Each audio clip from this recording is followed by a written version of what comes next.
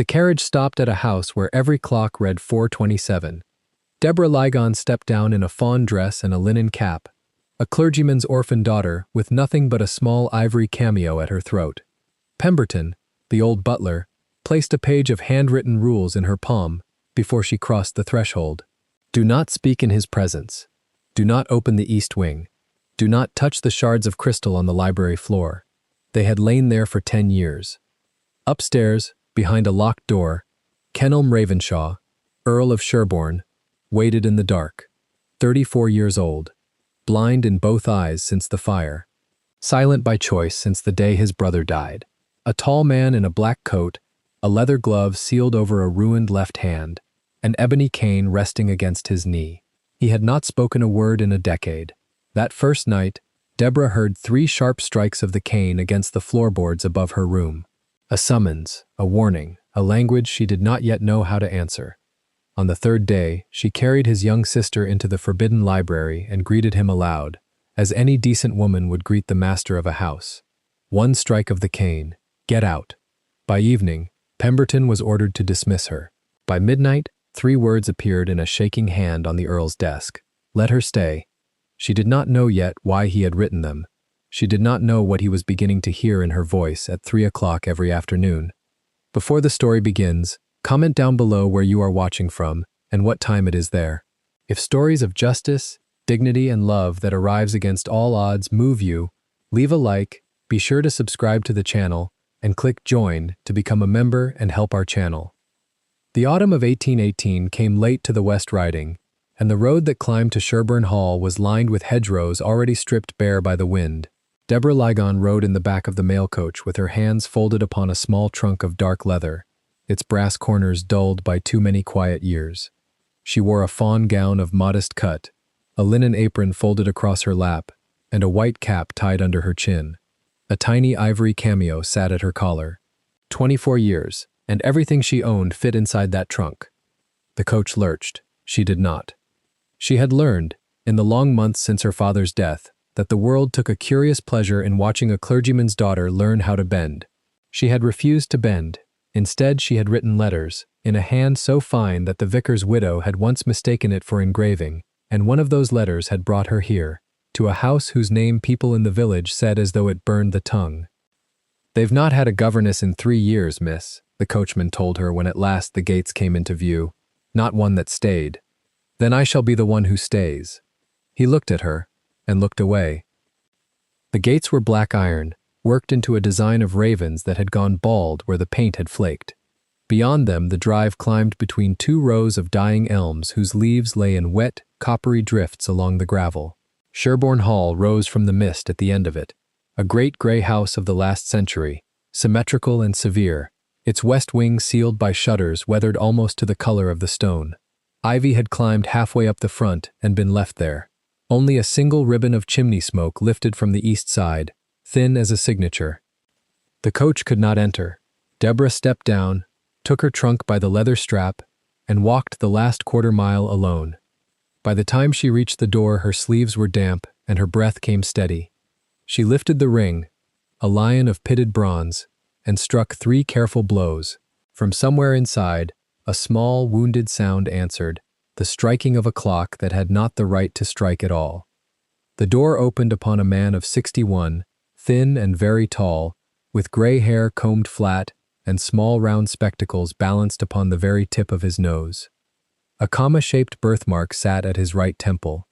He wore the black tailcoat and gray waistcoat of a butler of the old school, and the silver watch chain across his front had been polished so long it had worn a bright groove into the wool. Miss Ligon, Mr. Hardcastle, Pemberton, if it please you. He stepped back. You will follow me. She followed. The hall smelled of wax and cold ash. Its floor was black and white marble, laid in the diamond pattern of 100 years ago, and the runner that crossed it was so faded she could not have said what color it once had been. 2 great mirrors faced each other along the walls. Both had been draped in gray linen and left that way. At the foot of the staircase stood a long case clock in figured walnut. Its brass hands stood at 4 minutes past 27. She did not have to look to feel that they were not moving. Pemberton walked with the perfect straight back of a man who had never in his life allowed himself the luxury of a stoop.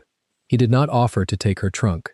When she set it down at last inside a small side parlor, he closed the door behind them and drew a folded paper from inside his coat. "The rules of the house, Miss Lygon, in his lordship's own hand. You will commit them to memory before you sleep." She took the paper. The hand upon it was strong and even, sloped hard to the right, formed by a right hand, as though it had once been the hand of a soldier. But the ink was of two colors in places, the letters redrawn where they had strayed, and she understood at once that the man who had written this could not see what he had written. She read, "You will not speak to me. You will not read aloud in my hearing. You will not enter the west wing. You will not touch the piano. You will not draw back the curtains of any room in which you have not been told to enter. You will not pity me. If you pity me, you will leave before the week is out. I shall know." She read it twice. She folded the paper. She tucked it into the small pocket at the seam of her apron. "I understand. Do you?" Pemberton's voice was as dry as a page. "You are the 9th in 3 years, Miss Lygon.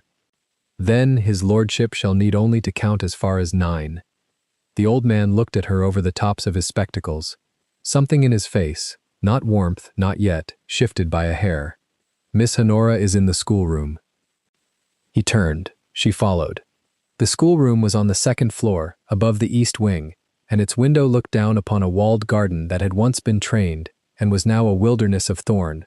A fire burned in the grate. At a small table sat a girl of 14, tall for her age, thin, sharp at the elbows, her hair the color of a russet apple wound into a plait that fell over one shoulder. Her front teeth were just a little apart. Her eyes were the color of pale winter sky. She was writing Latin in a hand that leaned like a stiff wind. She did not look up. "You will not last." "Good afternoon, Miss Ravenshaw." They said that too. Deborah crossed the room and stood at the child's shoulder. The Latin was Ovid, badly copied. The verb is in the wrong tense. Honora paused. She scratched it out. She corrected it. Only then did she raise her face. She studied Deborah for a long moment, the way a small, clever animal studies a stranger who has come too close to the door of its den. Then, in a voice pitched deliberately low, she said, "My brother does not speak. So I have been told. He has not spoken for 10 years. I see. You do not see." The girl's mouth trembled once, then held. "He was blinded in a fire. In the pavilion, at the bottom of the garden. My brother Lionel was killed. Kenelm was 15. He was carried out of the fire by 2 footmen, and when he woke he could not see, and he has not spoken since the day of the funeral. Not one word. Not to me. Not to Pemberton. Not to God." Deborah lowered herself onto the stool beside her. "Then I shall not require him to." Honora looked at her a long time. Her mouth worked once, twice. She turned back to her Latin. "You will hear him at night," she said. 3 taps of his cane. It means he wishes the door opened, or a fire lit, or the decanter brought. Pemberton knows the meanings. You will learn. 3 taps. 3. The child bent her head. Never more. Never less. They worked through the afternoon. The girl was clever and starved for it. She had been left too long to teach herself. Deborah did not press her. She corrected only where correction served, and asked, once, whether Honora would care to read a little Cowper aloud. The child's eyes lifted at the name, not with pleasure, but with a startled, wounded attention, as though someone had spoken the name of a country she had been forbidden to visit. "He does not permit poetry in the house." "Then we shall read it in this room, and only in this room." Honora took the book. She read 6 lines, badly at first, then better, and by the 7th, she had forgotten that she was being watched. Deborah listened, folded her hands, and understood exactly what kind of house she had come into. She was shown, at dusk, to a room on the east side of the 2nd floor. It was small, plain, and very cold. The bed had been made up with a coarse woolen blanket the color of oatmeal. A single candle stood upon the table. A basin of water had been left, and a jug beside it, and nothing else. She washed her face. She unpacked her 3 gowns and her Bible and her father's watch. She set the ivory cameo on the table beside the candle. She sat down upon the edge of the bed and, for 1 heartbeat, allowed her shoulders to drop. 1 heartbeat, no more. She rose and went to the window. The walled garden lay black beneath her. At its far end, she could just make out the pale ruin of a small building. No roof, 4 walls, a doorway that opened upon nothing. The pavilion. 10 years, and no one had touched it. 10 years, and the ivy had climbed inside as well as out. She let the curtain fall. Supper was brought to her on a tray by a small round housekeeper of 52, Mrs. Worth by name, whose blue eyes were kind, and whose apron was so stiff with starch it could have stood alone in the corner. She did not linger. "His lordship dines in his rooms, miss. He has done so these 10 years. You will not see him at table." "Thank you, Mrs. Worth." The housekeeper hesitated at the door. She was a woman who had, in her lifetime, kept a great many secrets, and her mouth had learned to hold them without effort. But she said, softly, "You seem a sensible young woman, miss." "I hope to be." "Then do not read the West Wing, do not open the piano, and when you hear the taps, do not answer them yourself. The taps are for Pemberton." "I shall remember." Mrs. Worth nodded once and was gone.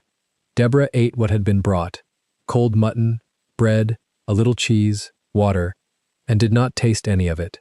She read her Bible for a quarter of an hour by the failing candle.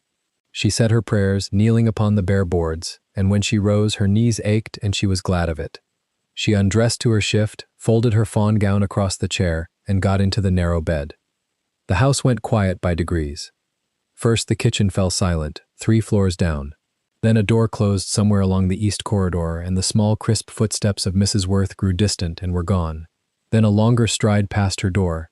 Pemberton, on his last round, unhurried, precise. Then nothing. Then, from the wing she had been forbidden, she heard it. Tap. The sound traveled up through the floorboards as though the whole house were a great instrument that had been listening for it. Tap. Deborah sat up in the bed, her hair a dark rope down her back, her hands folded upon her knees. Tap. 3. No more, no less. Ebony against a bare oak floor. She could hear, in the slight, controlled fall of the third stroke, that the man who had made it was not calling out of impatience, nor out of pain. He was calling as a man calls who has decided, long ago, that he will never lift his voice again for any reason at all, and who has left himself, in the whole world, only this one small permitted sound. Somewhere below, a door opened. Pemberton, unhurried, in answer. She did not rise. She had been told not to. But she found, as she sat there in the dark, that her hand had crept up of its own accord and closed about the little ivory cameo at her throat. It had been her mother's. She had worn it since she was 10. She held it now the way a sailor might hold a rope in a swell. 3 taps. She did not know, then, what it was in that sound that had reached across the sleeping house and taken hold of her. She would not know for many weeks. But something in her had already answered, some part of her, small and still and stubborn, that had refused, in the coach, to bend. She lay back at last upon the pillow, she closed her eyes, she listened to the long case clock in the hall below, which did not tick.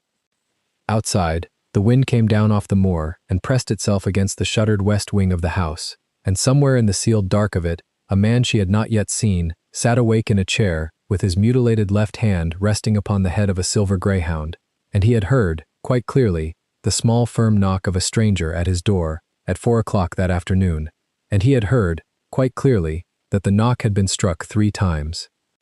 He had noted the number. He noted everything. And in the schoolroom above, a girl of 14 lay awake in her narrow bed and listened, for the first time in 3 years, to the sound of a woman moving quietly in the room next to hers, and did not, quite, wish her gone. The candle in Deborah's room burned itself down to the socket. The wick guttered, flared once, and went out. The room fell into a darkness so complete that, for a moment, she could not have said whether her eyes were open or closed. She kept them open. She had come to a house whose clocks did not run, whose curtains did not open, whose master did not speak. She had been given 8 rules and a warning. She had been told she was the 9th in 3 years. She thought of the writing on the folded paper in her apron pocket, and of the way the letters had been drawn twice where the hand had strayed. She thought of the pavilion at the end of the ruined garden. She thought of Honora's voice as it had begun, at last, to trust the cowper. She thought of 3 taps. She would stay. She did not yet know what would be asked of her. She did not yet know that, 3 months hence, she would carry a candle down a corridor she had been forbidden and speak, in a clear and steady voice, into a silence that had held for 10 years.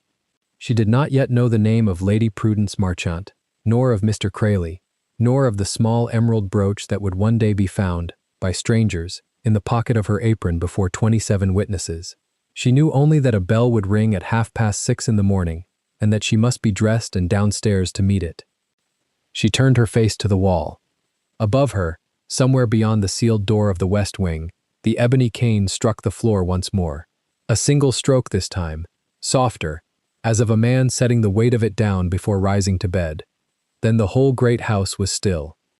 Deborah Ligon closed her eyes at last, in the narrow room in the east corridor of Sherborne Hall, on the first night of what would become the 10 months that changed her life.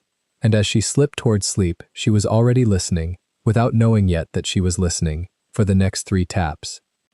They came, in the small hours, from the corridor immediately outside her door. She did not move. She did not breathe. She heard the slow, even weight of a tall man passing, one boot, then the other, then the soft brush of a long coat against the wainscoting, and the drag, a hand's breadth behind, of the ebony cane held loose along the boards. He paused at her door. The pause lasted the space of 3 heartbeats. She counted them because she could not help herself. Then the footfall went on. It stopped at the schoolroom next door. It stayed there a long moment. She heard nothing at all, no tap, no breath. And yet she knew, with the small, unarguable certainty that comes only in the dark, that a man was standing on the far side of a door, listening to a 14-year-old girl breathe in her sleep. He had not done that, she thought, in a very long while. The footsteps returned. They passed her door once more. They did not pause the second time. They went down the corridor, down the servants' stair, and were gone into the sealed west wing, as though they had never been. Deborah lay very still. She realized, only now, that her hand was still closed about the ivory cameo at her throat, and that the small carved face of it had left its imprint upon the flesh of her palm. She opened her fingers slowly. The house had gone quiet again, but it was a different quiet. It was the quiet of a house that had, for the first time in 10 years, noticed that someone new had come in. On the 3rd morning, Deborah rose before the maids and set about the corridors with a candle in her hand. The house had noticed her, and she had noticed it back. She had learned, in 2 nights, the map of its silences. The east wing exhaled cold air through a door that ought to have been sealed. The great clock on the landing was stopped, always, at 4:27. The library door, on the northern side of the ground floor, was the only one Pemberton had folded a small red thread across at its base each evening, a private trap, meant to reveal any hand that opened it. Deborah stepped over the thread and did not put it back. Honora was already inside. The girl sat cross-legged on the rug in her white muslin, the blue sash undone, a folio of botanical prints spread across her knees. She looked up without surprise, as if she had been waiting 3 days for a woman with a candle to find her. "You crossed the thread," she whispered. "Pemberton counts it. Then Pemberton shall count it changed," Deborah said, and set the candle on the reading table. The room was long and cold, and lined to the ceiling with books whose spines had faded from 10 years without sun. A single tall window had been sealed with cloth. On the mantel, a bust of Homer wore a spider's web like a bridal veil. On the writing desk lay a chess set, mid-game, 3 pieces still standing. The white king had been laid on its side. It had lain on its side for a decade. Deborah walked its length once. The floor did not creak. She had already learned which boards to avoid. "Miss Ravenshaw," she said, keeping her voice low but not weak, "does your brother read the books in this room?" "He cannot read." "Does he ask that they be read?" Honora's mouth twisted. "No one asks." "Then no one has offered." She held out her hand. Honora hesitated, then set the folio aside and rose. The blue sash swung loose.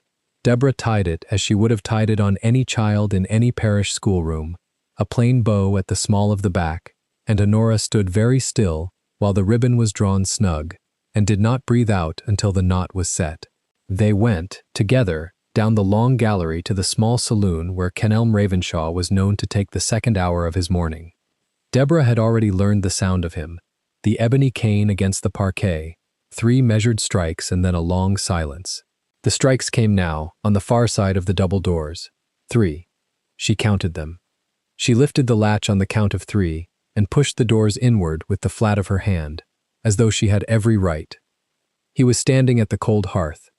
She had not, until that moment, seen him upright and full. In the corridor by night he had been a shape and a sound.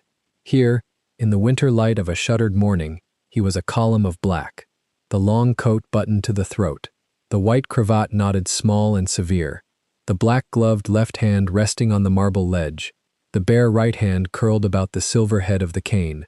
His hair had been combed back that morning. The burn crossed his temple like a badly written signature. The cloudy gray of his eyes caught the candle Deborah had set down and did not answer it. He knew she was there. The angle of his head had already shifted. Deborah did not curtsy to a man who could not see the courtesy. She spoke instead, clearly, and pitched her voice so that it would carry across the length of the room and reach him without hurry. "My lord, Miss Honora and I have come from the library. Good morning to you." The silence that followed had weight. It sat down between them like a third person. She saw the small muscle jump in his jaw. She saw the gloved hand tighten by a degree upon the marble. Honora, behind her, made a sound not quite a word. Deborah went on, because retreat, she had learned in her father's parsonage, is not a virtue in a woman who has already crossed a threshold. "I have been reading Cowper this morning. If it does not displease you, I shall read a little from him after luncheon, in the saloon adjoining yours. The door may be left open or shut, as suits your lordship." She did not, in her 14 sentences of preparation, tell him that she pitied him. She did not name his darkness. She proposed a small practical arrangement, as one might propose the airing of a coverlet. The cane rose. It came down once against the parquet, a single flat report. She knew what it meant. Honora had drilled the code into her on the second night. 1 strike, out. 2, come. 3, alone. He had chosen the shortest word in the house. Deborah inclined her head, though he could not see it. "As you wish, my lord." She took Honora by the hand and drew her out. The doors she closed with the same steady hand with which she had opened them. She did not slam. She did not let them drift. She set them. In the corridor, Honora's face had gone white about the mouth. "He does not permit greetings," the girl whispered. "He does not permit. He does not." "I know. Pemberton will hear of it." "Pemberton is hearing of it now," Deborah said, without turning her head, for the mordomo chefe had come to the end of the gallery, with a folded paper already in his hand, the small, gold-rimmed spectacles pushed high on the bridge of his nose, the birthmark at his right temple standing out darker than it had at breakfast. He did not speak until Honora had been sent up the stair. Then, very correctly, he opened the folded paper and read aloud, in the voice of a man who has rehearsed a distasteful sentence until it lies flat in the mouth. "Miss Ligon, you have contravened House Rule 2. You have addressed his lordship directly. And House Rule 7. You have entered the library without appointment. Wages to the 3rd day are made up in the housekeeper's book.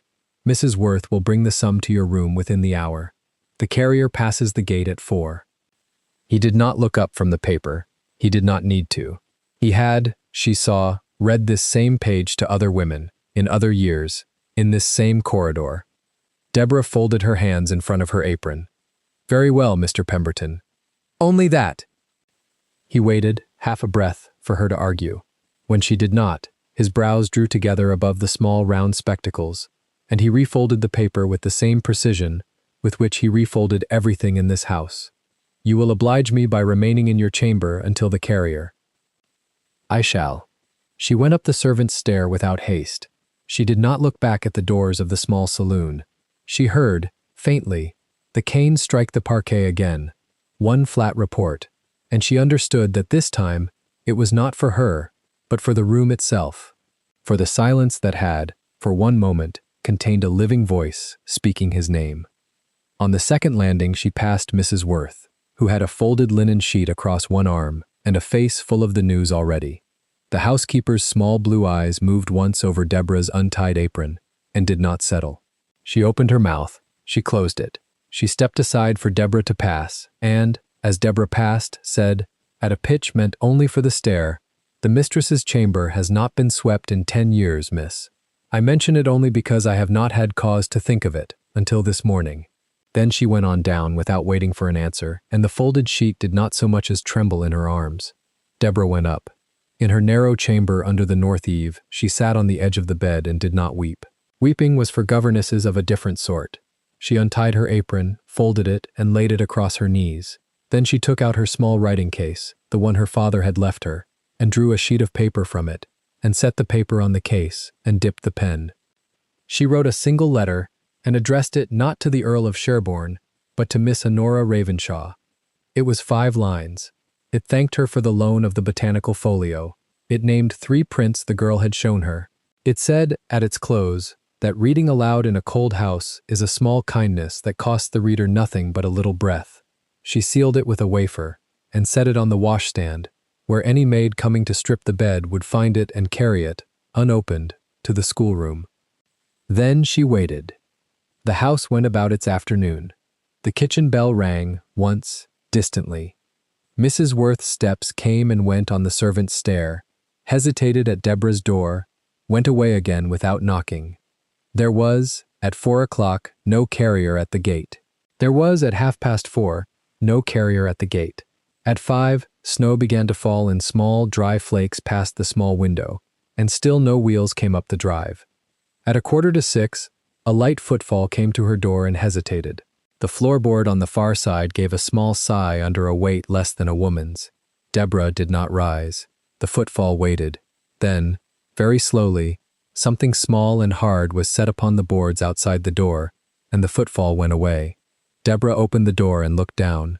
A single pressed leaf, oak, brown at the edges and veined like a hand, had been laid across the threshold. Honora had left no note. She had left, instead, a page from her botanical folio, folded once, and inside the fold the girl had written in her round schoolroom hand 2 words only, "Please stay." Deborah picked up the leaf. She carried it inside. She set it in the small writing case, between 2 blank sheets, and closed the case with the flat of her palm. At 6:30, Pemberton knocked. She opened the door. He had, this time, no paper in his hand. He had, instead, a small silver salver, and on the salver a card, and on the card, in an unsteady hand that had plainly been guided across the paper by a ruler held down by a second hand, 3 words. Deborah lifted the card. She read the words. She did not for a moment understand them, and then she did. Let her stay. The letters had been formed one by one, the pen driven by a man who could not see the page. A servant's finger, probably Mrs. Worth's, had set the ruler for each line and moved it a hair's breadth for the next word. The ink had bled where the nib had pressed too hard. The signature was a single K, taller than the other letters and slightly askew, as though the writer had lifted the pen and set it down again at a different angle for the last stroke. Deborah's hand did not shake. She had trained her hand, in her father's parsonage, not to shake. She set the card back upon the salver. "Please convey my thanks to his lordship." Pemberton looked at her over the small gold rims of his spectacles. Something in his face had gone tired in a new way. He had, she saw, expected to be putting a woman into a cart tonight. He had, instead, been made to carry 3 words across a house he had ruled for 10 years without countermand. "Miss Ligon," he said, and his voice was flatter than before, "House Rule 2 remains in force. You will not address his lordship directly. You will not enter the library without appointment. You will not in future cross the red thread." "I shall not cross the thread," she said. "I shall untie it." He blinked once, slowly. "Good night, Mr. Pemberton." She closed the door with the same steady hand with which she had opened the double doors of the small saloon. Inside, she sat again on the edge of the bed. She did not lift the writing case. She did not take up the pen. She sat with her hands loose in her lap and listened and heard, at a great distance through the sleeping bones of the house, the ebony cane strike once against the parquet of the small saloon, and then a second time, and then, after a long pause, a third, 3, alone. But he had written the words, "Let her stay." She understood, sitting there in the dark of the small chamber under the eave, that a man who has not spoken in 10 years does not command a servant to guide his pen across a card at 6:30 in the evening unless he has been listening, in the small saloon, at 14 minutes past 10 in the morning, to a voice that said good morning to him, as if he were a living man and not a monument. She understood also that Lady Prudence Marchant, whose carriage had turned into the drive at 4, and been sent back at the gate on Pemberton's own order at 10 past, had not yet been told what had been decided about the new governess in the North Eve, and that when she was told, the small dry snow falling now against the window would not be the only cold thing to enter Sherborne Hall this winter. In the small saloon, Kenelm Ravenshaw had, at the moment Deborah closed her door, laid his gloved left hand upon the marble ledge and let his forehead rest against the cold cheek of the chimney breast. The cane hung by its strap from his wrist. The bare right hand still held the pen with which he had written 3 words upon a card, the nib blotted and dry now, the ink cooling in the well. It was a precise, elegant lie he had been telling himself for 10 years, that no voice would ever again cross the threshold of a room he stood in and speak his name as if it belonged to a man. He had ruled the lie with a bell and a cane and a book of house rules bound in black. He had ruled it well.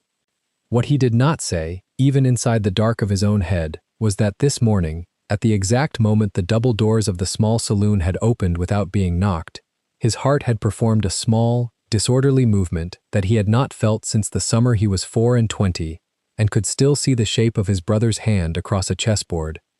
He lifted the pen. He set it down again in the well. He did not, tonight, order the shutters closed against the snow. Down the corridor, at the top of the stair, Pemberton stood a long moment with the small silver salver empty in his hands, and then, very slowly, walked back the length of the gallery to the doors of the small saloon and did not enter them. He set the salver on the pier table beneath the portrait of the late Countess, and drew from his waistcoat pocket the small red thread he had, for 10 years, laid each evening across the base of the library door, and he folded it once, and folded it again, and put it away. Outside, the snow thickened. Inside, in 3 separate rooms of one very old house, 3 people who had not yet said each other's names aloud, sat quite still and listened to the same small dry sound of flakes against glass. The house had, at last, begun to keep a new kind of hour. And in her narrow bed under the north eave, Deborah Lygon, who had come to Sherborne Hall with 1 small trunk and a letter of character from a country parson 3 weeks in the grave, closed her eyes and understood, with a calm that surprised even her, that she had not been dismissed tonight because a man in a black coat, standing at a cold hearth, had, for the first time in a decade, refused to let a voice go out of his house. The morning after he chose to keep her, Deborah rose before the housemaids and carried a scuttle of coals up the servants' stair with the quiet, methodical air of a woman who had decided something in the night and did not intend to unmake it by daylight. She stopped at the turn of the corridor. She listened. 3 doors down, behind the closed panels of the master's dressing room, she could hear the small, precise sounds of a man being dressed by another man in perfect silence. The chink of a cufflink set upon a porcelain dish, the soft whisper of linen drawn through a coat sleeve, the click of a boot heel finding the floorboard. No voice at all. She had listened, 3 weeks now, to the shape of that silence. This morning she heard something new in it, a pause between one movement and the next, a held breath, as though, on the other side of the wood, a man was also listening for the sound of a housemaid on the stair. She went on to the linen cupboard and did not smile until the door was shut behind her. By the 5th day, the notion had hardened into a plan. She waited until the great case clock in the hall, the one clock in the house Pemberton had permitted to run, struck 3. Then she carried a slim green volume of Cowper down to the small yellow saloon that adjoined the library. She left the connecting door open by exactly 4 fingers' breadth. She sat by the window in a straight-back chair. She opened the book. She read aloud. Her voice was not loud. It was not soft. It was the voice a country parson's daughter had used, all her girlhood, to read the evening chapter to a father whose eyes had gone before his mind. It carried without pressing. It filled the small saloon and, she trusted, slipped through the 4 fingers of open door into the greater room beyond, where a man sat at a desk he could not see and turned the pages of a book he could not read from habit alone. She read the passage on the sofa. She read the passage on the winter walk at noon. She read for exactly 1/2 of an hour. Then she closed the book, curtsied to the empty air with a small, exact grace, and went out. She did not once glance through the 4-fingered gap. She came back the next day at 3 o'clock, and the day after, and the day after that. On the 4th afternoon, The gap in the door was 6 fingers wide. She noted it without looking at it. She sat, she read, she rose, she went. On the 7th afternoon, the door stood a hand's breadth open, and a chair inside the library had been drawn, very slightly, from its accustomed place beside the cold hearth to a place nearer the connecting wall. Pemberton, who moved every chair in the house back to its right position each morning by long habit, had left this one where it stood. She read Wordsworth that day. She read the lines about the boy who stood among the hills and blew his hollowed call to the owls, and waited, and heard the answer come. She read them slowly. When she came to the pause in the verse, she let the silence hold. She did not turn her head. She closed the book. She rose. She curtsied. She went. Behind the wall, in the great chair too near the connecting door, a man in a black coat lowered his head into his gloved right hand and did not lift it again for a long while. Honora was the first to notice. The child had a governess's inattention to guard against, and the sharp eyes of a girl who had learned early to read a house that would not speak to her. On the 9th afternoon, she came to the Yellow Saloon at 10 minutes to 3, carrying her sampler, and, with the careful casualness of an ambush, sat down on the ottoman by Deborah's feet. "You do this every day now," she said. "I do. You know he can hear you." "I hope he can." Honora considered the sampler in her lap. She had been working the border of it for 11 days and had not advanced the needle by half an inch. He never came out of the library before, not while anyone was in this room. He is not out now. He is nearer to the door than he was yesterday. Deborah opened the book. "Then I shall read a little louder."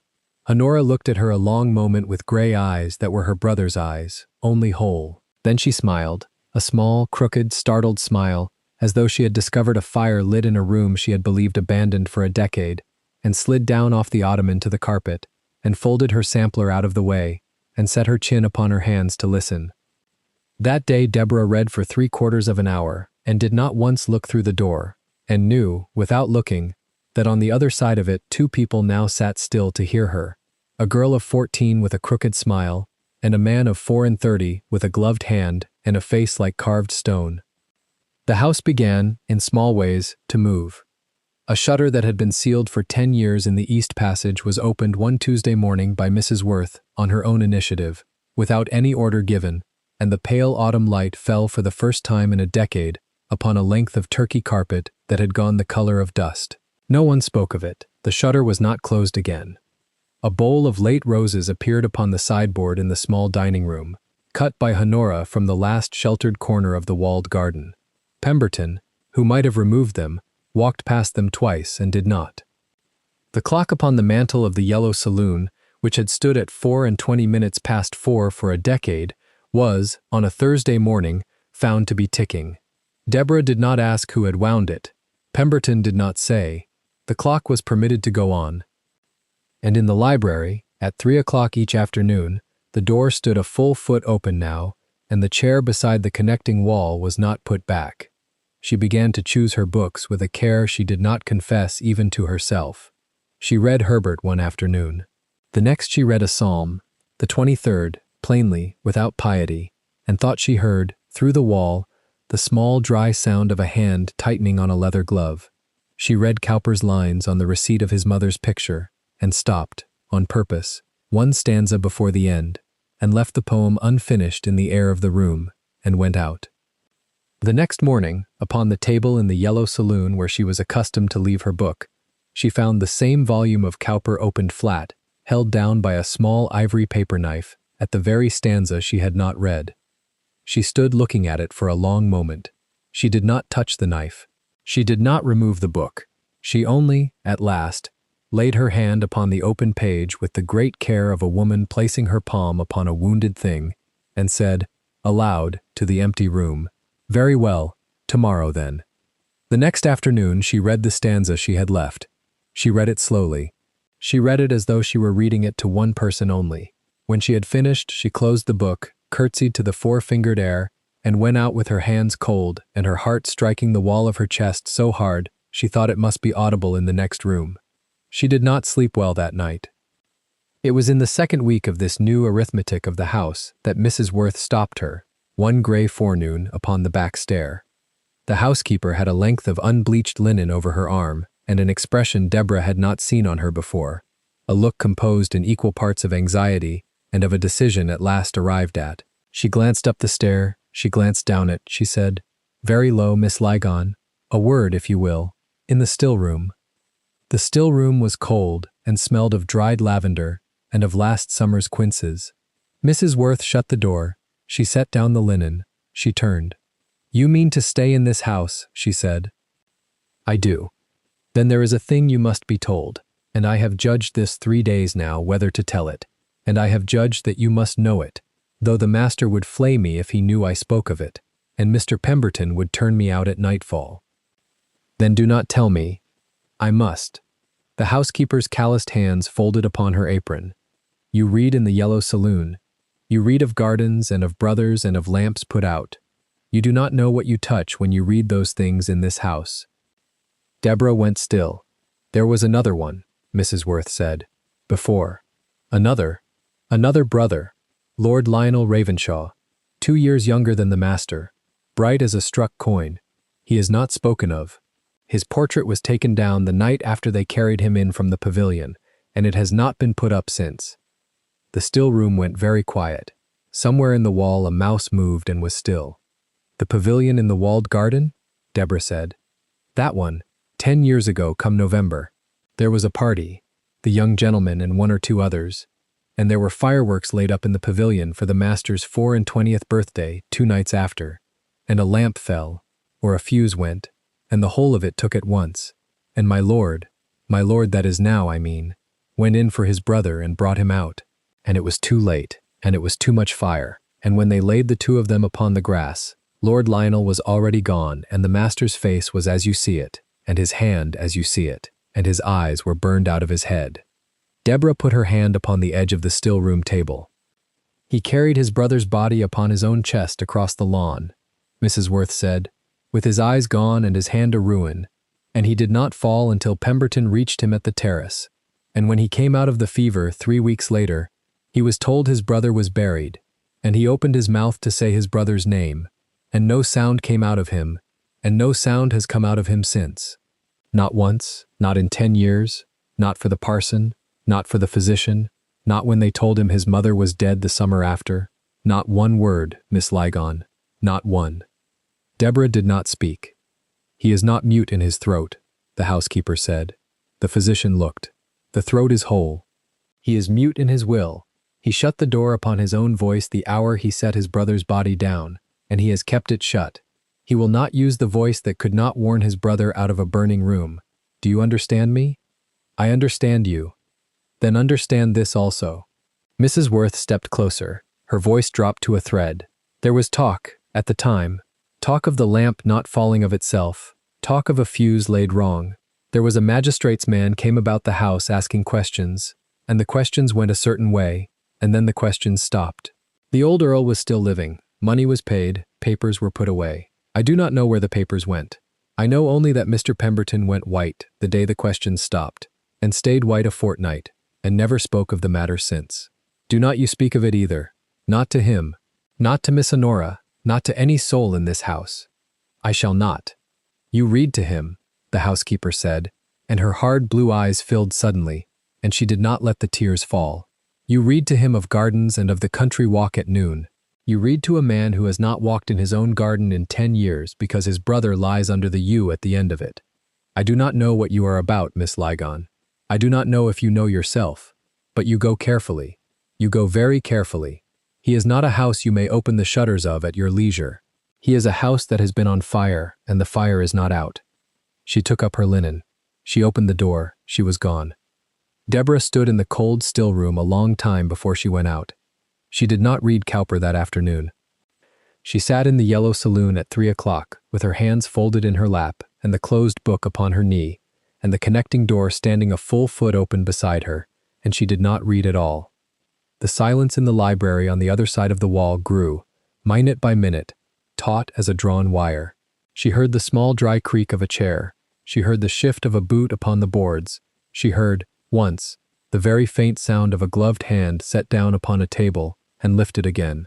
She counted to 300. She counted a second 300. At the end of the second, she opened the book upon her knee to the place her thumb had kept, and she did not read Cowper, and she did not read Herbert, and she did not read a psalm. She read, plainly and slowly, the passage from Ecclesiastes upon a time to keep silence and a time to speak. She read it through to the end. She closed the book. She rose. She said, into the four-fingered air, in the same clear voice with which she had greeted a stranger by a cold hearth on her third afternoon in his house. "Good afternoon, my lord." She curtsied. She went out. Behind her, in the library, the chair beside the connecting wall did not move for a very long time, and then, at last, quite slowly, the sound came. 3 deliberate, measured taps of an ebony cane upon the floorboards. Not a dismissal, not a summons, something new. Something like an answer set carefully down between 2 people who had, for the first time in 10 years, agreed upon a language. Upstairs, in the narrow bed under the north eave, Deborah Ligon lay awake that night, and knew 2 things at once with the calm that had begun, in this house, to take the place of her fear. She knew that she had walked, without meaning it, into the outer edge of a crime 10 years cold and never punished. And she knew, by the 3 taps of a cane upon a library floor, that the man at the center of that unpunished crime had, this afternoon, for the first time since his brother's body cooled upon the grass, willingly answered a human voice. She turned her face to the wall. She did not weep. She thought, very clearly, of a bowl of late roses upon a sideboard, and of a shutter opened in an east passage, and of a clock that had begun, of its own accord, to tick. She thought, I am not going to leave this house. And somewhere below her, in a great dark room with the fire gone out, a man in a black coat lifted his gloved hand to his own throat, and held it there a long moment, as though testing the shape of a door he had kept shut for 10 years and had, this afternoon, without permission, felt move upon its hinge. The carriage came at 10:30, and it announced itself before the wheels ever reached the gravel. A footman in claret livery rode ahead on a grey mare and hammered upon the great door of Sherburne Hall as though the house had done him a personal injury. Pemberton was still fastening his cuff when he crossed the marble. Deborah heard the knocking from the linen room upstairs. She set down the mended pillowcase, smoothed her fawn skirt, and went to the landing. From that height she could see the dark shape of the carriage below through the tall window, plum lacquer streaked with the mud of the north road, 4 bays steaming in the cold. A woman stepped down before the step was fully lowered. She wore plum satin under a black pelisse trimmed in sable, a wide-brimmed hat with 3 pheasant feathers curling toward her ear, and long black lace gloves that came above the elbow. A double rope of pearls hung to her waist. In one gloved hand she carried a wicker basket covered with a white cloth. In the other, a slim volume bound in green morocco. Lady Prudence Marchant, Pemberton said, evenly, to no one in particular, as though naming a weather. Honora appeared at Deborah's elbow, breathless from the stairs. She has been 3 times this month, the girl whispered. Kenelm will not receive her. He never receives her. Then he will not receive her today, Deborah said. But Lady Prudence was already inside. She swept past Pemberton with the ease of a woman who had been refused only by protocol and never by will, and her voice carried up the stairwell as bright and practiced as a hired soprano. Do not trouble the Earl, dear Pemberton. I have come only to leave a small comfort, and to speak a quarter of an hour with Mr. Crayley, who I understand is expected today upon matters of the estate. I shall wait in the yellow saloon. Pray have someone light the fire. The wind off the moor is savage. Pemberton bowed. He gave no answer beyond the bow. From the landing, Deborah watched the crown of the pheasant hat move down the corridor toward the yellow saloon, and she felt, without knowing quite why, a coldness at the back of her neck that had nothing to do with the wind. Honora slipped her small hand into hers. She smells of oranges, Honora said. She always smells of oranges. I do not like oranges anymore. Deborah did not answer. She was watching the door of the library at the far end of the west corridor, the door behind which she had, only yesterday afternoon, read Cowper aloud into a silence she had begun to believe was listening. That door had not opened. It did not open now.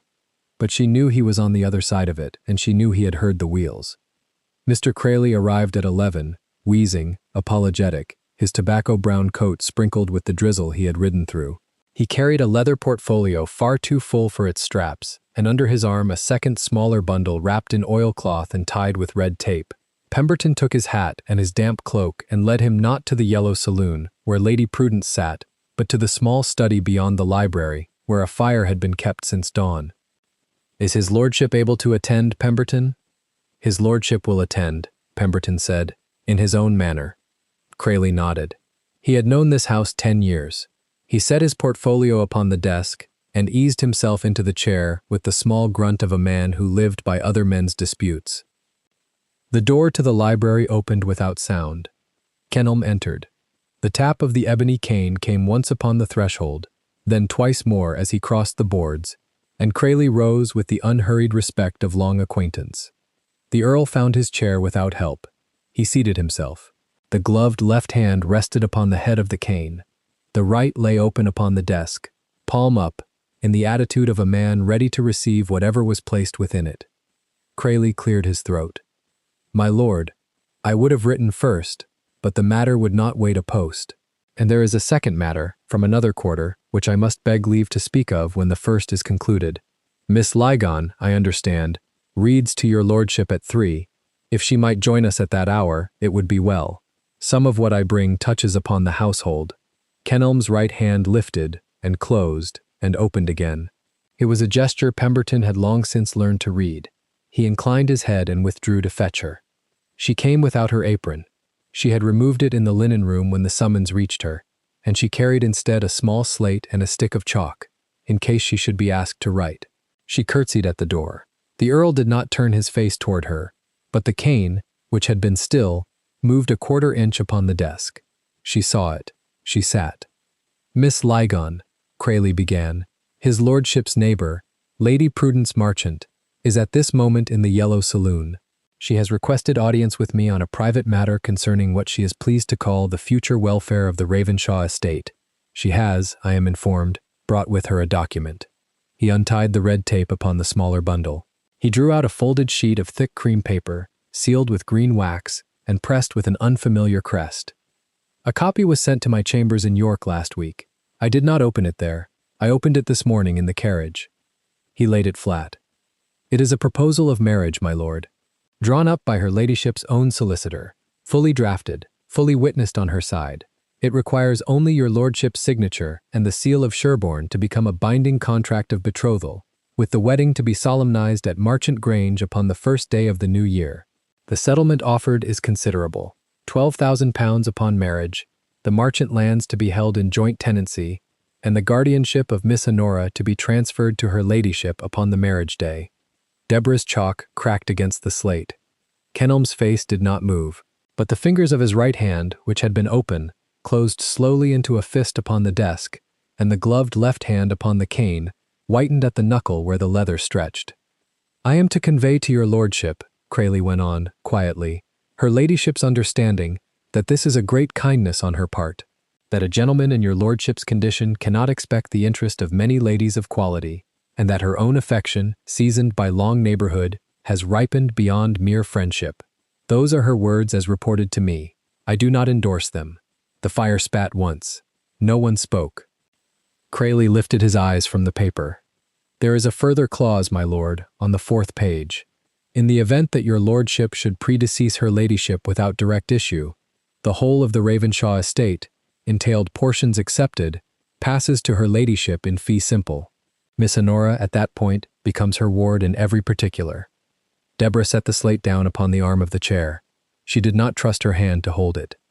"My lord," she said, and her voice was low and even, "shall I withdraw?" The gloved hand moved, once, sharply, left, then right, then still. She had learned enough of him by now to read it. "Stay." She stayed. "There is a second matter," Crayley said, "and it is the reason I would not entrust this business to a letter." He drew from the portfolio a second document, older than the first. The paper had yellowed at the edges. The ink had faded to a dull sepia, but the copperplate was clear. He unfolded it carefully upon the desk, as one unfolds a bandage from a wound one has long refused to look at. "This is the report of Sir Rowland Whitby, Justice of the Peace for the West Riding, dated the 23rd of September, 1808. It concerns the accident at the summer pavilion. It was thought to have been lost in the Shire office fire of 1811. It was not lost. A clerk had taken it home the previous week to fair copy it, and it has lain, forgotten, in the boxes of his widow at Otley, until last month, when the widow died, and her son, sorting the papers, sent them to my chambers because my name appeared upon the seal. The Earl's right hand had opened again upon the desk, flat, palm down. It was very still. I have read it, my lord. I have read it twice. Sir Rowland was a careful man. He examined the wreckage of the pavilion. He examined the powder store which lay beneath the flooring where the fireworks had been kept for the summer fete. He examined the fuse. Crayley's voice dropped a note. The fuse had been cut, my lord, not burnt through, cut, with a blade, and relayed so that the cut end lay in the powder, and the fire, when it came from the lantern above, would find the shortest path down. It was not an accident. Lord Lionel Ravenshaw was not killed by a spark from a careless servant. He was killed by a man who wished him killed. Deborah's eyes went to the Earl's face. There was no sound in the room but the fire and the small ticking of the mantel clock, which Pemberton, on Deborah's own quiet suggestion, had wound the week before. Sir Rowland named no man in his report, Crayley said. He wrote that further inquiry was warranted. He wrote that a stranger had been seen at Sherborne Hall the fortnight before the fete. He wrote that the stranger had been received in the servants' quarter by a person unnamed, and had left through the north gate on foot, and had taken the York Road. The stranger, Sir Rowland wrote, gave the name Mr. Sedley. He was middle-aged, thin, dark-haired, blind in one eye, and he wore the plain black of a country tutor. Crayley paused. My lord, I would not know that name in 1,000 years, save that I read it this quarter in another paper. Mr. Sedley was, until 1809, tutor in the household of the late Sir Everard Marchant. He was dismissed without character the winter after Lord Lionel's death.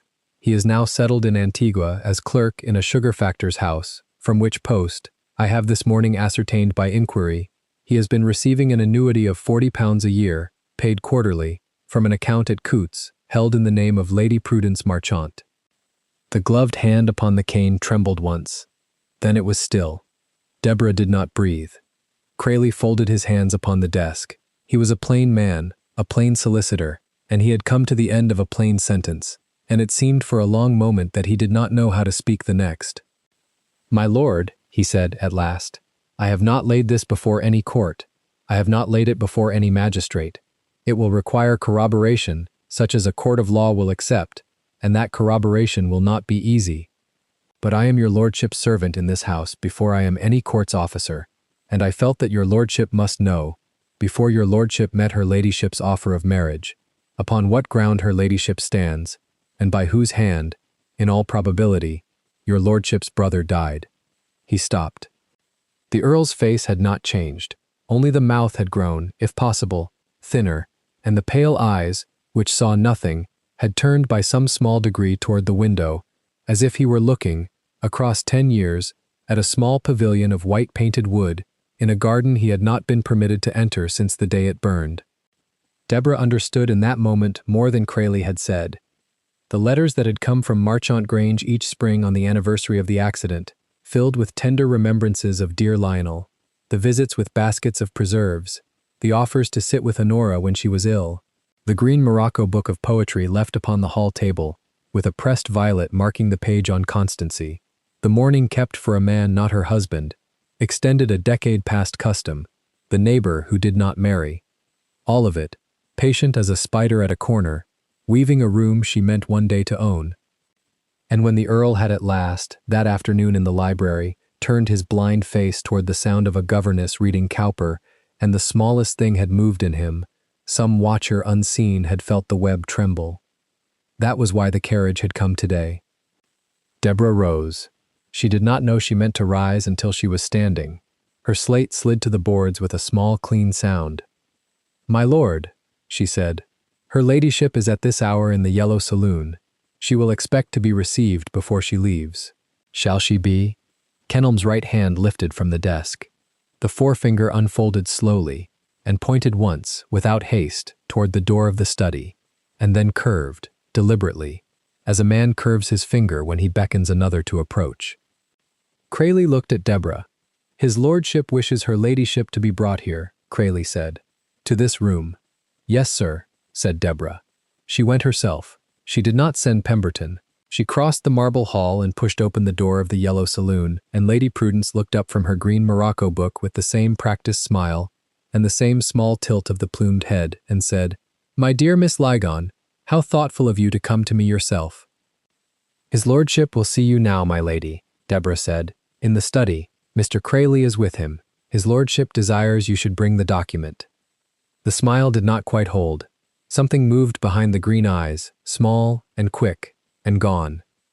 "The document?" "The proposal, my lady. His lordship wishes to answer it in person." Lady Prudence stood. She smoothed the plum satin over her hips with a slow hand, as though giving herself the space of a breath. "In person," she repeated. "In his own manner, my lady." She followed Deborah down the corridor without speaking. At the door of the study she paused and adjusted the fall of her sable pelisse, and the pheasant feathers upon her hat moved once, sharply, as she lifted her chin, and she entered as a woman enters a room she means to leave betrothed. The door closed behind her. Deborah did not go in. She stood outside in the corridor with her hands clasped, and her back very straight, and she listened. She heard the small, clear voice of Mr. Crayley speaking a greeting. She heard the rustle of satin as her ladyship sat. She heard nothing at all from the chair by the window.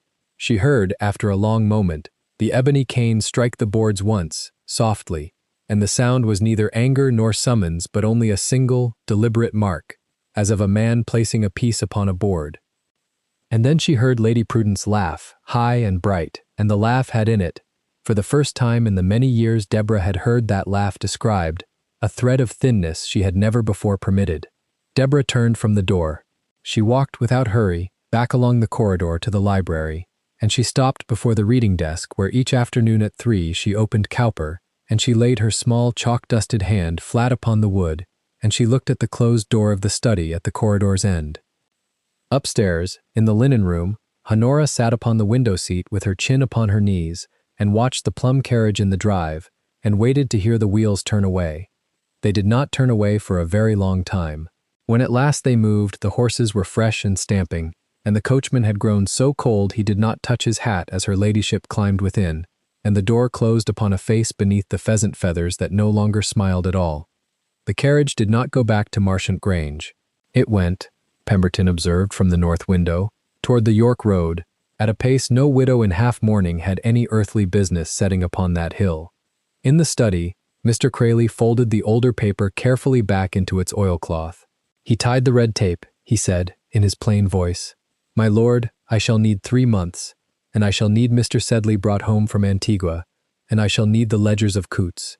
It can be done, but her ladyship knows now that we know. She will move first." The Earl's gloved left hand rose from the cane and touched, very lightly, the edge of the desk near the place where Deborah's slate still lay upon the boards. He did not turn his face toward that place. He did not need to. Then he lifted his right hand and, with 2 fingers, drew a slow line across the wood, as a man draws a line upon a map between 2 towns, and stopped his fingers upon a point beyond it, and pressed once, and looked, in his blind fashion, at Crayley. "A ball, my lord?" Crayley said. The fingers pressed again. "At York, in winter." The Earl inclined his head, once, precisely, and the small movement was the first bow he had given any man in 10 years. Deborah, in the corridor outside, did not see it. But she heard, through the shut door, the small dry sound of the ebony cane setting itself down upon the boards as though its work, at last, had begun. And, above her in the linen room, Honora heard the same sound, and lifted her head from her knees, and, without knowing why, she smiled. The invitation to Marchant Grange came on a Tuesday morning in a cream envelope sealed with green wax. Pemberton set it upon the salver and carried it into the small parlor where Deborah was mending a torn sash for Honora. He held the salver at the precise angle required by decorum. He did not speak. He waited for her to lift the letter herself, because his hands, he knew, were not entirely steady. Deborah broke the seal. She read the 2 lines twice.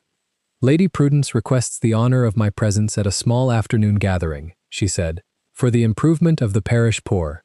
27 guests are expected."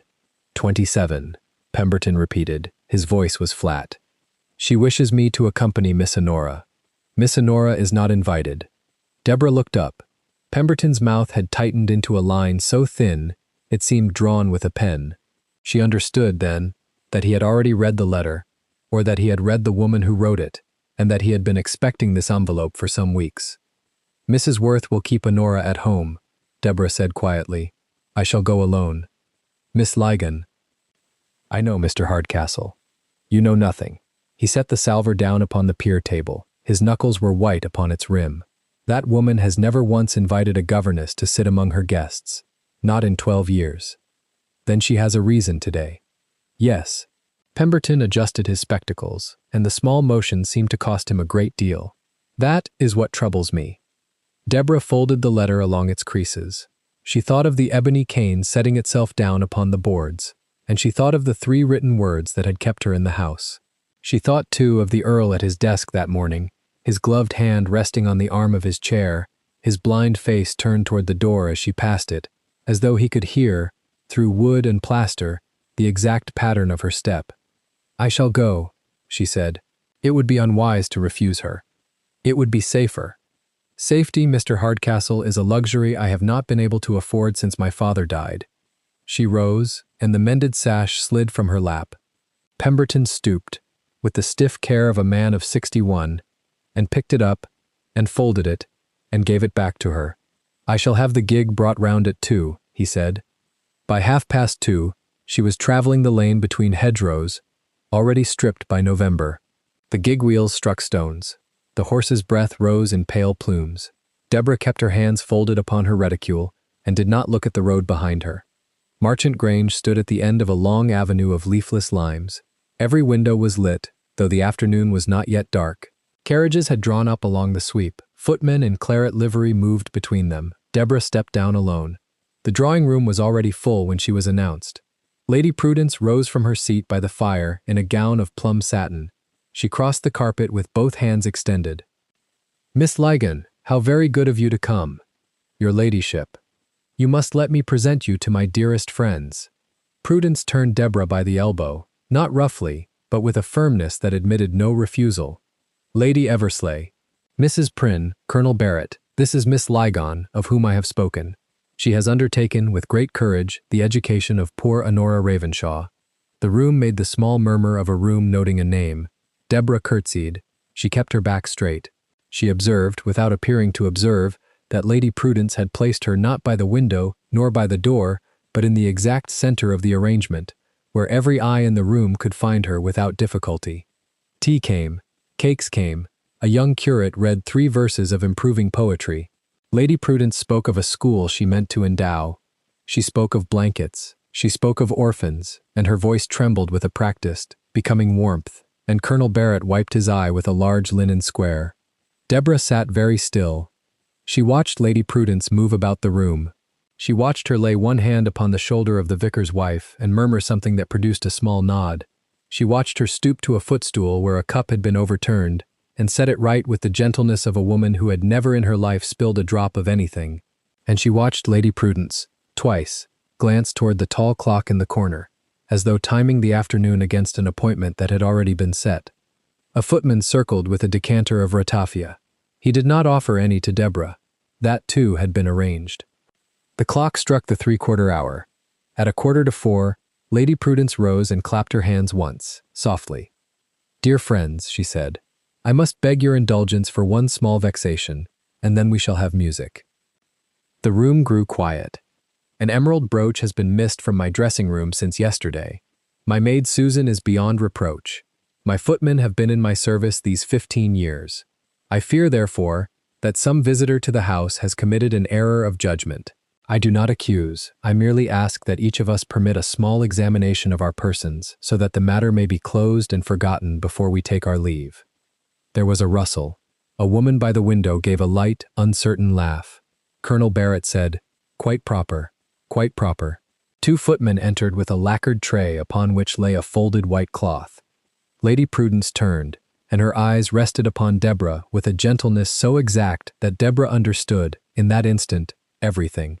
Miss Ligon, if you would be so kind as to permit us to begin with you, as our newest guest. Deborah stood, Her hands were quite still at her sides.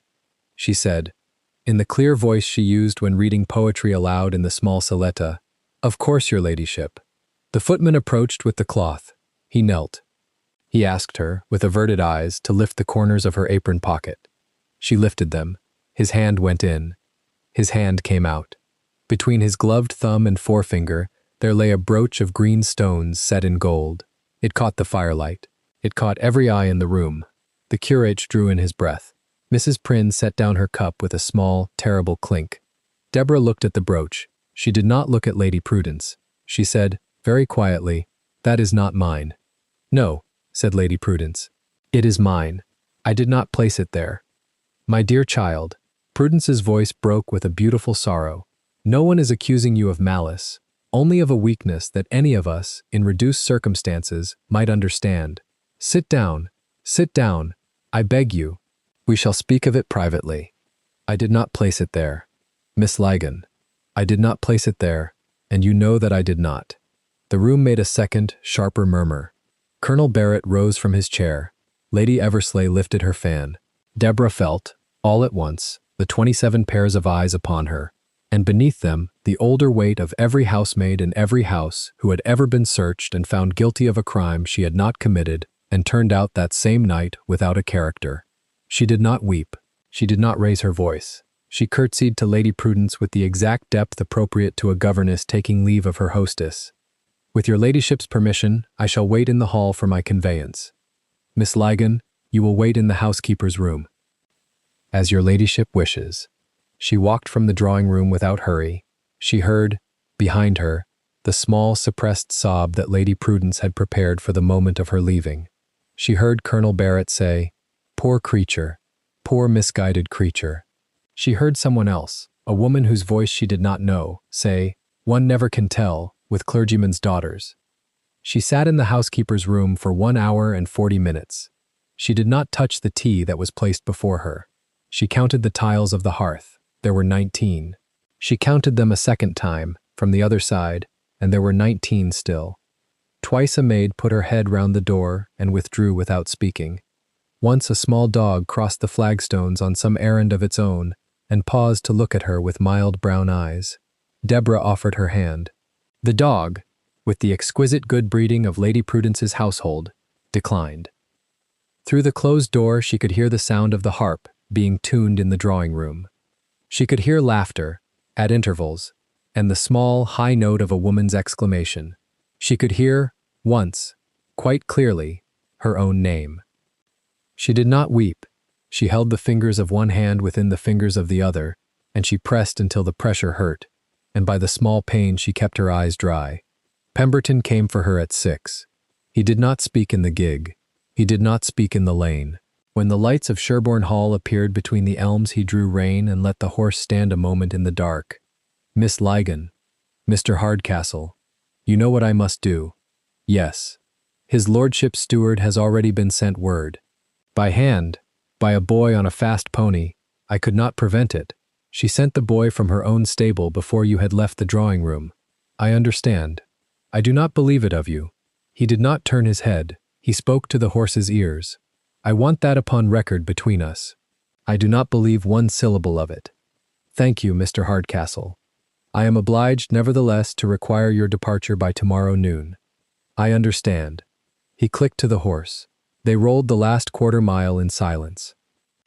In the servants' hall, Mrs. Worth was waiting with a face like a scrubbed stone. She had already packed Deborah's trunk. She had placed within it a small pot of raspberry jam, a linen cap, and, wrapped in tissue, the mended sash for Honora that Deborah had left upon the parlor chair.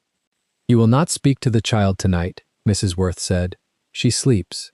It would be a cruelty to wake her, only to break her. I shall write to her.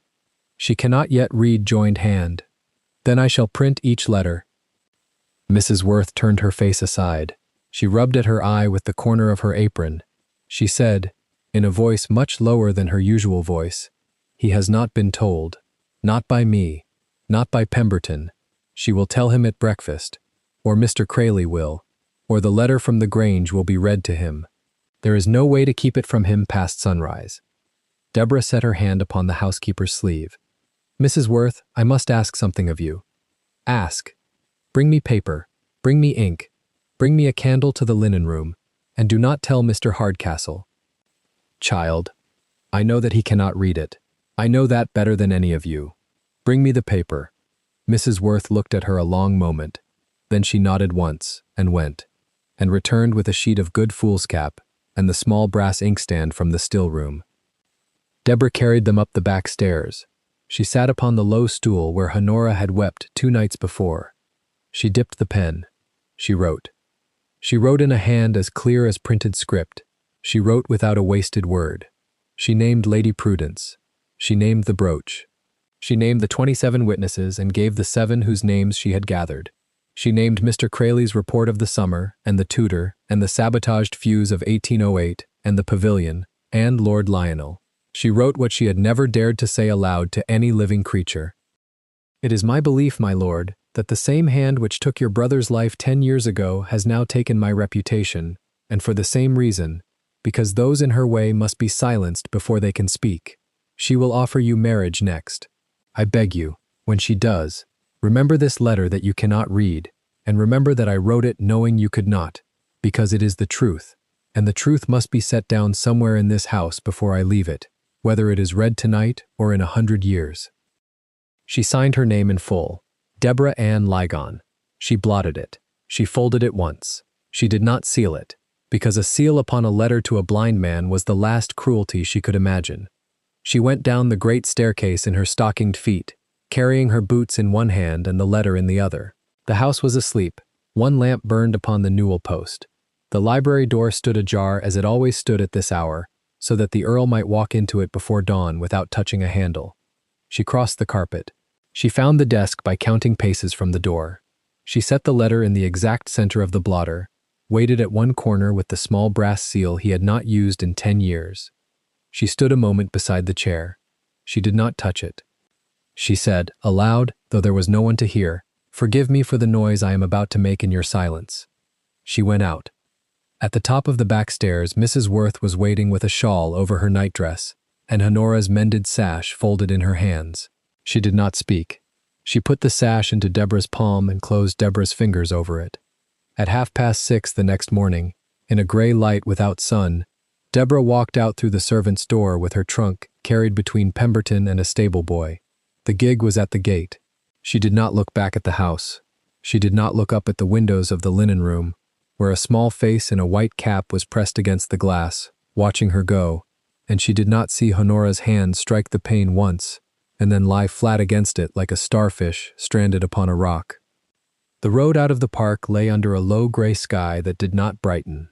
A pair of rooks lifted from the beeches and turned back toward the house as though they, too, had thought better of leaving. The stable boy on the box did not sing, as stable boys sometimes did on quiet mornings.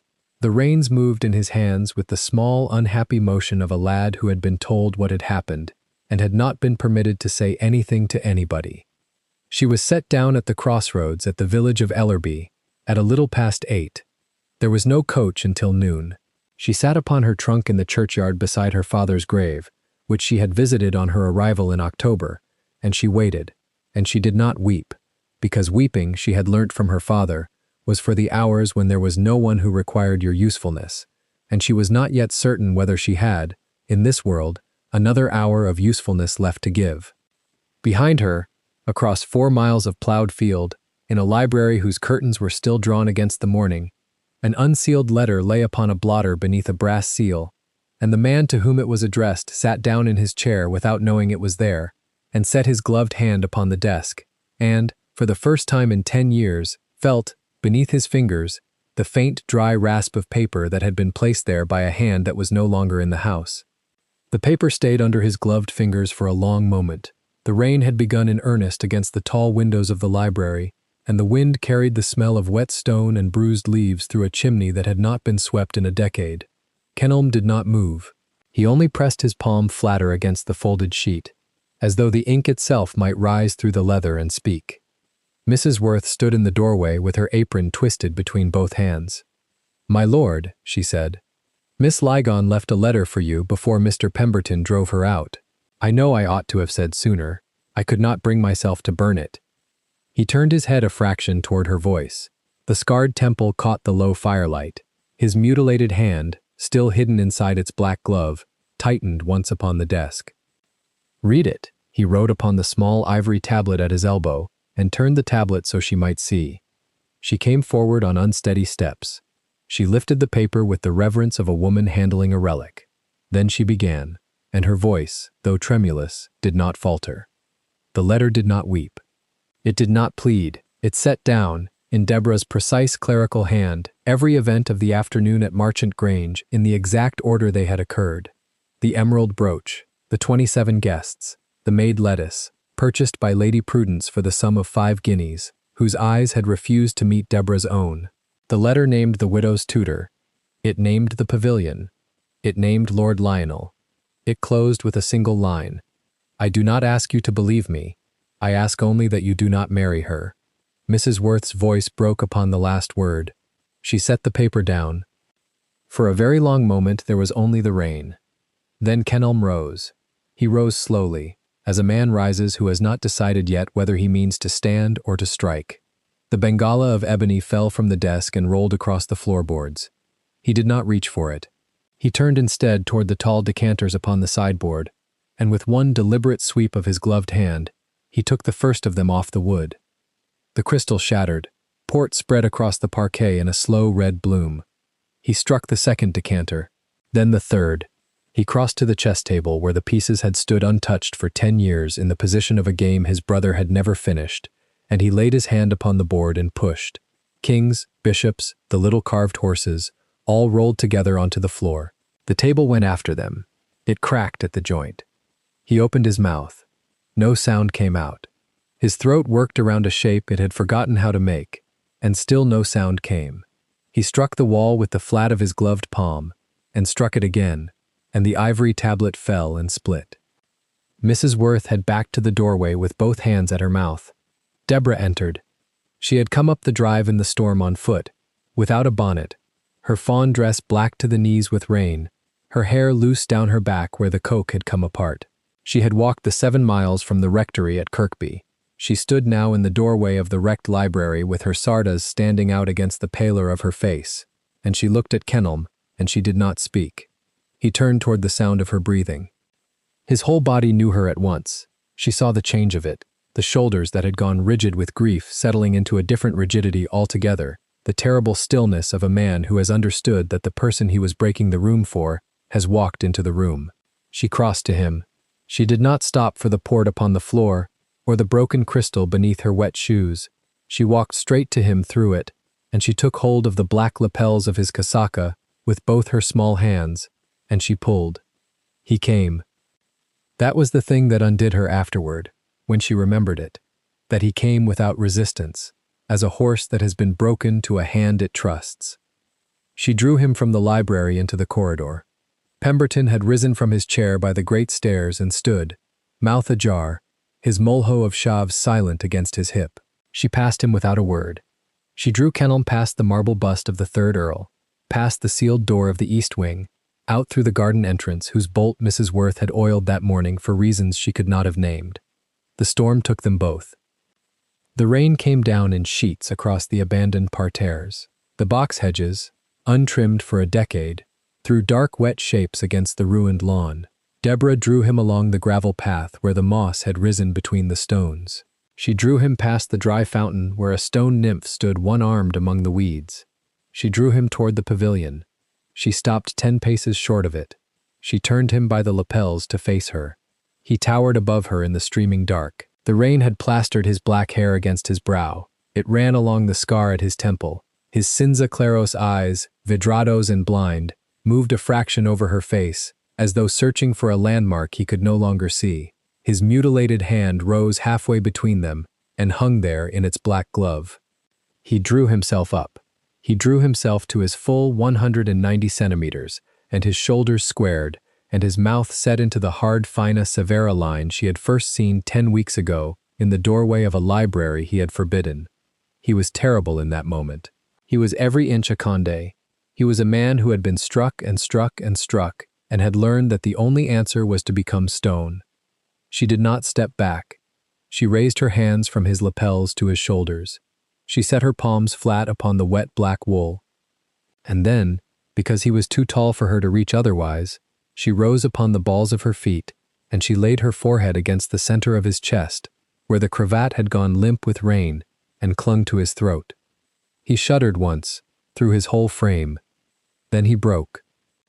His mutilated hand came around her back and pulled her hard against him. His good hand rose and buried itself in her wet hair. He bent and bent further, until his face was against the curve of her neck where the little camouflage of ivory had been that morning and was not now, and she felt his mouth move against her skin. The sound came out ruined. "Take me," he said, and the voice was cracked from a decade of disuse, and hoarse, and low, and unmistakably his. "Take me out of the dark." Then, after a breath, "Please." Deborah's hands closed at the nape of his neck. She held him there in the rain, as one holds a child who has finally begun to weep. She did not answer. She did not have to. The pavilion stood 10 paces off in the storm, and it stood empty, and Lord Lionel had been dead 10 years, and this man in her arms was alive, and she was here, and that, for the moment, was enough. 3 weeks after that night, the curtains of the east wing were drawn open. Mrs. Worth wept when the light struck the covered furniture. Pemberton, who had not spoken more than 4 sentences together in a decade, gave instruction to 6 housemaids in a voice that trembled only once. Honora ran the length of the long gallery in her white musselina and her sash azul, and she flung open every shutter, and she cried out, and she laughed, and she cried out again. The relogios were wound, all of them.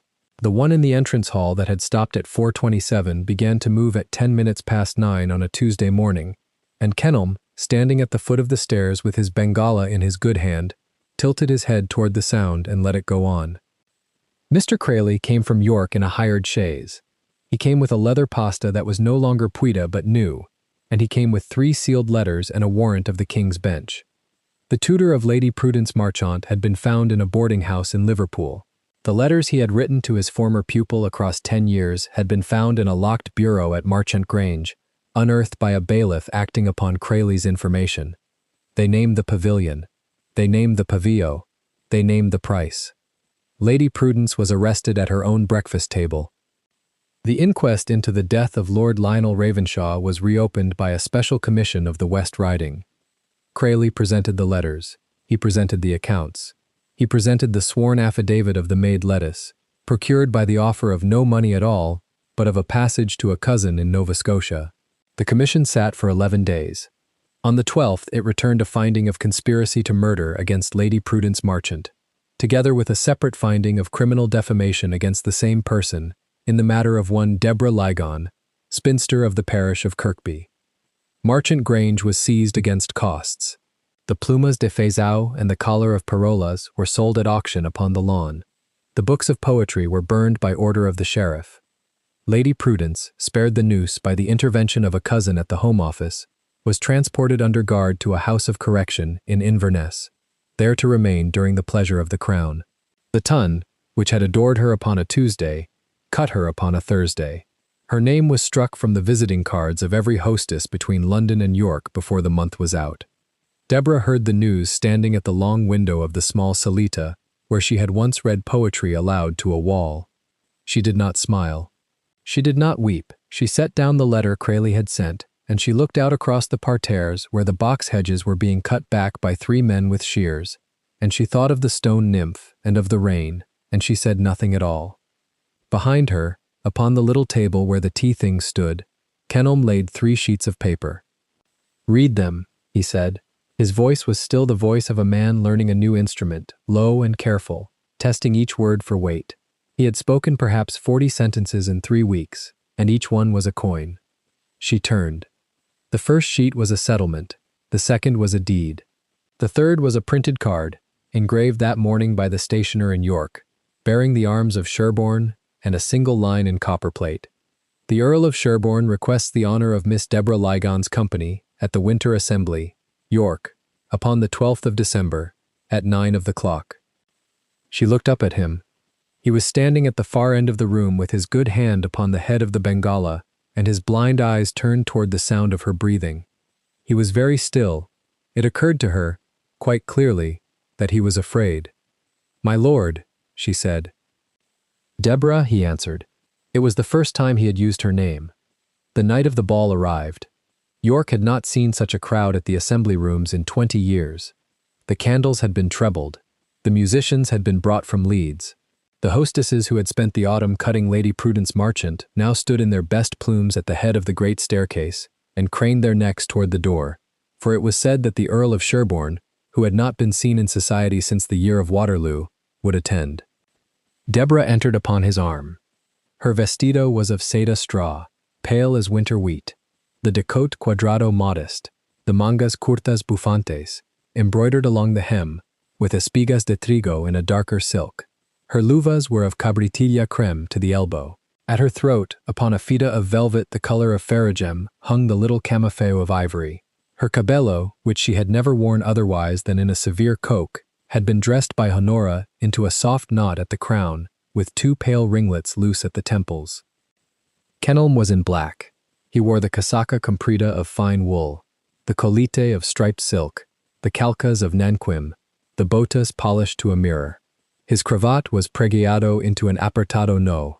The anel of cinete gleamed upon the indicador of his right hand. His mutilated hand, in its permanent luva preta, rested upon her creme-gloved forearm.